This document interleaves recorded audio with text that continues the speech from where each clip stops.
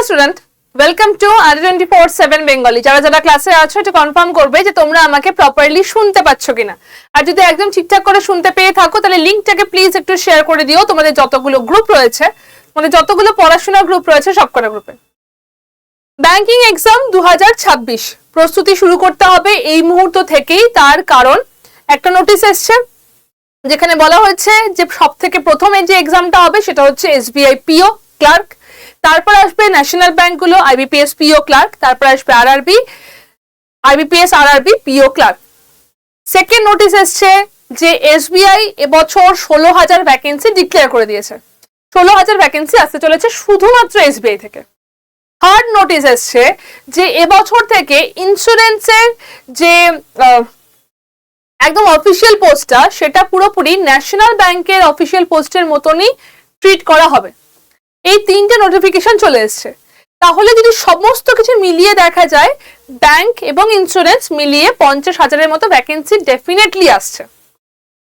এই যে ভ্যাকেন্সিটা আসছে সেই ভ্যাকেন্সিতে প্রত্যেক বছর ঠিকঠাক তোমার পরীক্ষা হবেই হবে, একদম ঠিকঠাক সময় পরীক্ষা হবে এবং সেখানে দুর্নীতি হয় না এবং এতটাই স্বচ্ছ যে এবার থেকে তোমরা আনসারটাও চেক করতে পারবে। তো স্বচ্ছতা আরো একটা স্টেপ বেড়ে গেল, যেখানে তোমরা কি আনসার তোমরা করেছো, কত নম্বর তোমরা পেতে চলেছো তারও একটা আইডিয়া হয়ে যাবে। তাহলে বেস্ট যেটা সব থেকে তাড়াতাড়ি করতে পারি, সব থেকে তাড়াতাড়ি একদম সহজ সরল ডিরেক্ট ভাবে যেখানে আমি ভালো মতো পড়াশোনা করলে সিলেকশন আনতে পারি, তাহলে সেটা হচ্ছে ব্যাংকিং এক্সাম। ব্যাংকের এক্সাম কি সোজা?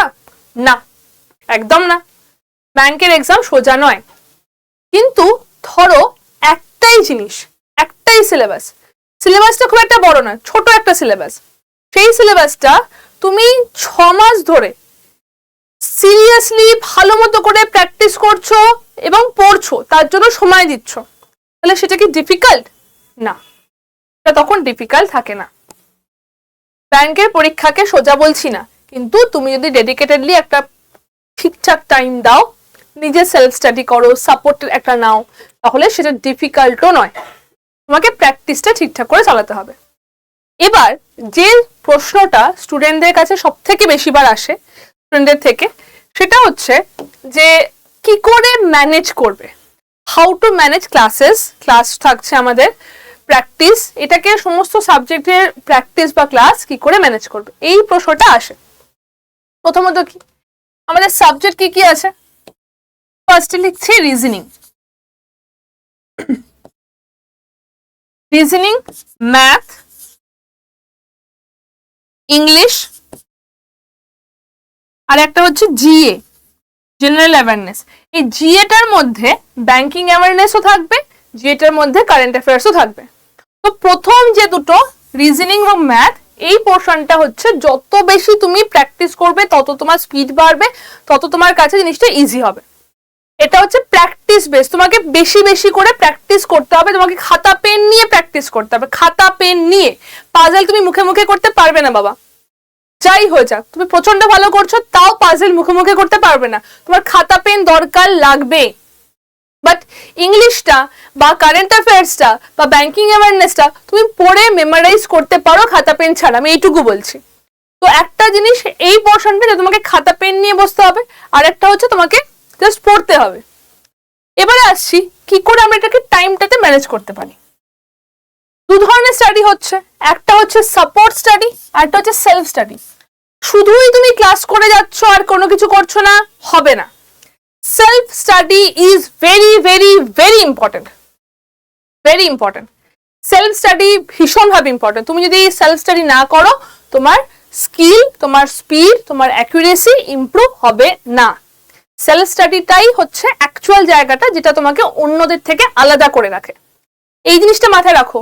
ক্লাসে ধরো 100 জন পড়ছে, 100 জন ক্লাসে পড়ছে, 100 জনের মধ্যে টু বি অনেস্ট 100 জন চাকরি পায় না।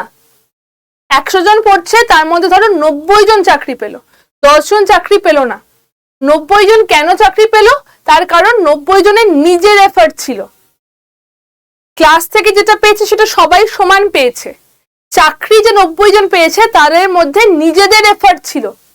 নিজেদের এফার্টটাই তাকে বাকিদের থেকে আলাদা করে দিয়েছে, তার জন্য সে জিনিসটা গিয়ে পেয়েছে, তাই না? তো সেইটা একটা ডেফিনেটলি খুব বেশি করে ম্যাটার করে। তো সেলফ স্টাডি ভীষণভাবে ইম্পর্টেন্ট, ভীষণভাবে।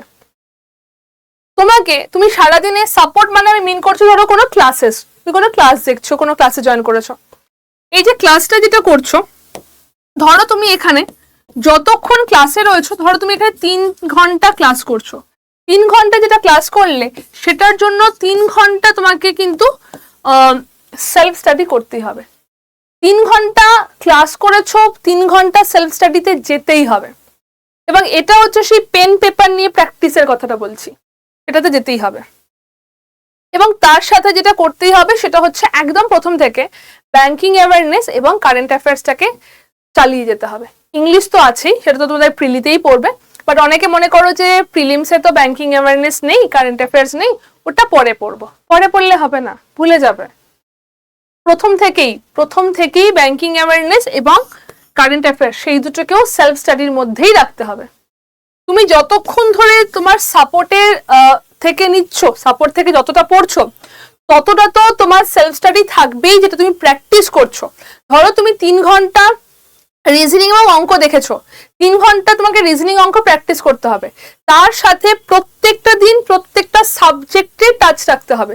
এই দিন আমি ইংলিশের এই পোর্শনটা করেছি, এটা ইংলিশে এখান থেকে প্র্যাকটিস করব। ব্যাংকিং অ্যাওয়ারনেসের এই পোর্শনটা হচ্ছে, সেটা আমি এখান থেকে প্র্যাকটিস করব। বাট আমাকে ব্যাংকিং অ্যাওয়ারনেস আজকের দিনে পড়তে হবে। আজকে হয়ে গেল 15 তারিখ, 15 তারিখ যেন আমার ব্যাংকিং অ্যাওয়ারনেসটাই পড়ি, 16 তারিখে যেন আমি ব্যাংকিং অ্যাওয়ারনেসটা পড়ি, 17 তারিখে যেন ব্যাংকিং অ্যাওয়ারনেস পড়ি। রোজ একটা পড়তে বলছি না, বাট এক একটা জিনিস, এক একটা পোর্শন রোজ আমাকে পড়তে হবে। কারেন্ট অ্যাফেয়ার্স, তুমি সকালবেলা উঠে, ধরো তোমার ক্লাস নর্মালি শুরু হয় কটা থেকে, 10টা 5টা, তার আগে অনেকটা টাইম রয়েছে, তুমি বাড়িতে রয়েছো। সকালবেলা উঠে তুমি সেলফ স্টাডি করে নাও। তুমি একটা ইংলিশ, একটা হিন্দু পেপারটা পড়ো। হিন্দু পেপারটা পড়লে কি হবে, সেখানে থেকে তুমি তোমার নিজের একটা, তুমি ভোকাবকে ইনক্রিজ করছো, তোমার ভোকাবস বাড়ছে, প্লাস তুমি কারেন্ট অ্যাফেয়ার্স এর দিক থেকে যাচ্ছ। দুটো দিক থেকে হচ্ছে। এমন জিনিসগুলোকে পড়ো যেটা তোমার হেল্প করবে। ইংলিশটা পড়ো, সেখানে ভোকাবসকে হেল্প করবে। কারেন্ট অ্যাফেয়ার্সও পড়তেই হবে। এরকম হয় না যে অল অফ এ সাডেন 6 মাসে কারেন্ট অ্যাফেয়ার্স এরকম করে মনে থেকে যাবে, এটা হয় না। তার জন্য তোমাকে পুরোটাকে সেলফ স্টাডি করতে হবে। যতটা তুমি সাপোর্টে নিচ্ছ, ততটাই তোমাকে সেলফ স্টাডিতে যেতে হবে। 3 ঘন্টা যদি এটাতে সাপোর্টে নাও, 3 ঘন্টা সেলফ স্টাডি। এবং তুমি তোমার টাইমটাকে ভাগ করে নাও।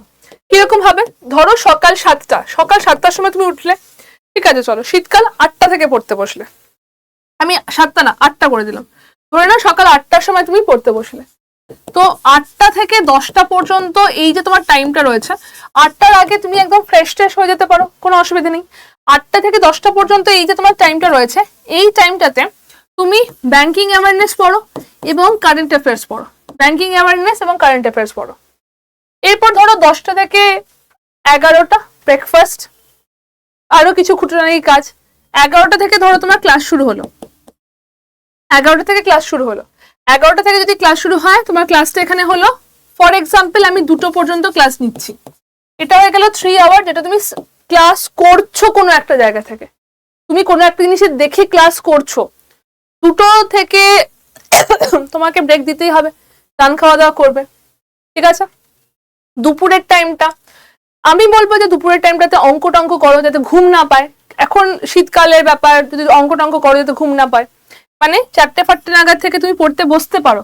আমি আরো এগিয়ে দিলাম, চলো 5টা থেকে 6টা, এটা জাস্ট সিম্পল নিজের মতো করে ছোট ছোট মক দাও, অঙ্ক করো। এই চ্যাপ্টারটা আমাকে পুরোটা করতে হবে, সেটা কিন্তু প্রপার আলাদা করে বসে পড়াশোনার মতো করে বলছি না, ছোট ছোট জিনিসগুলোকে জাস্ট একটুখানি চোখ বুলিয়ে যাওয়া, যেটা করলে তোমার বেটার লাগবে।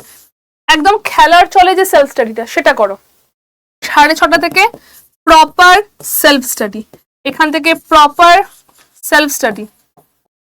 এই মুহূর্তে কোনো মক টেস্ট নয়, এই মুহূর্তে কোনো মক টেস্ট নয়, প্রপার সেলফ স্টাডি। যা পড়েছো, যা করেছো, কি করলে বেটার করবে, কি করে question, number of question solve করো, কি করলে তোমার স্পিড বাড়বে, সেটাকে দেখো। Proper self study.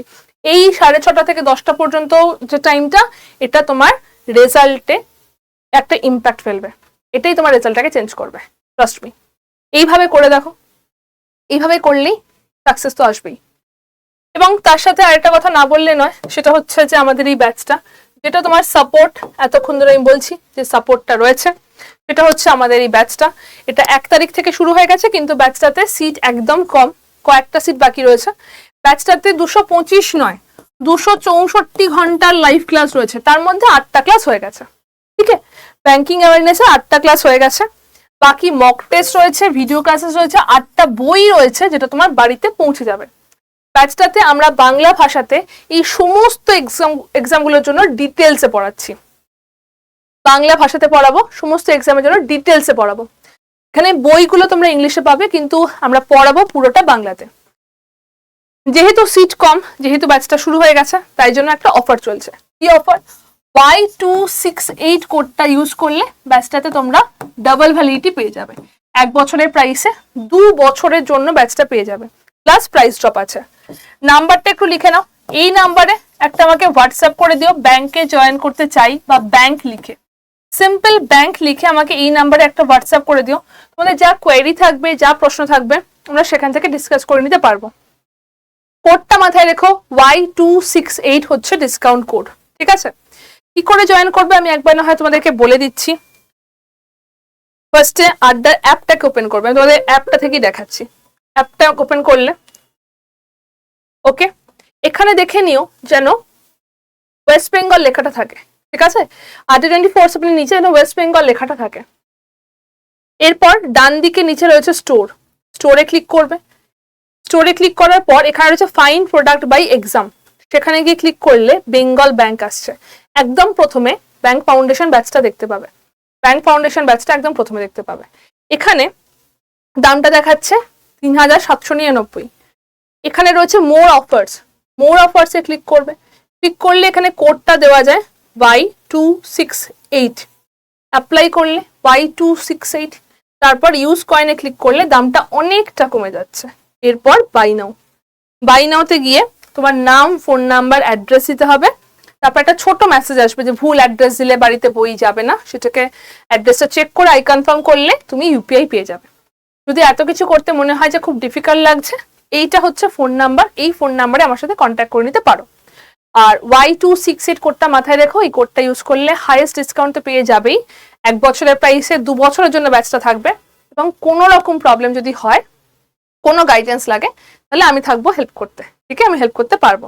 চলো, বেস্ট অফ লাক। খুব বেশি সিট নেই, আর কয়েকজনই জয়েন করতে পারবে।